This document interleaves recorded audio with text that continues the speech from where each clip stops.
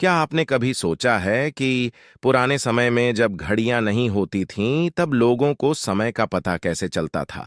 दरअसल पुराने समय में लोग कई चीजों से समय को पता करते थे, जैसे सनडायल।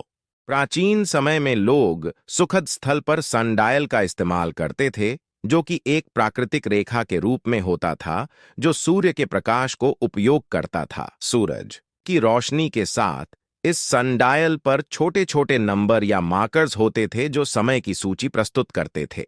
Water clock. कुछ समय पहले से जल घड़ियां भी समय का अनुमान लगाने के लिए इस्तेमाल होती थीं। जल घड़ी में एक बर्तन होता था जिसमें पानी होता था और एक छोटी सी होल होती थी जिससे पानी धीरे धीरे बाहर निकालता था।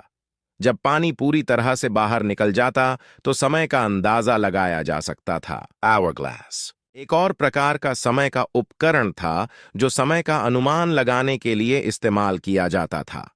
इसमें दो ग्लास बल्ब होते थे जो एक पतली कारकांश दर को रेत से भरने के लिए होती थीं।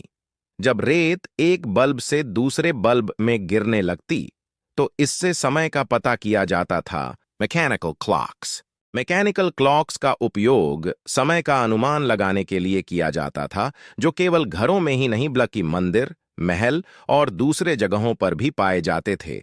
यह क्लॉक्स स्प्रिंग्स, गियर्स और एस्केपमेंट मैकेनिज्म का उपयोग करते थे। इन प्रक्रियाओं के अलावा लोग अक्सर प्राकृतिक दृष्टि या किसी प्रमुख घटना जैसे कि चंद्रमा का स्थिति या सितारे का प्रकाश का आधार लेकर भी समय का अनुमान लगाते थे। हर समय के साथ साथ समय के अनुमान लगाने के तरीके भी विकसित होते गए और आज के समय में डिजिटल और एनालॉग क्लॉक्स का उपयोग होता है समय को देखने के लिए। ऐसे ही अमेजिंग जानकारियों के लिए मेरे साथ बने रहें।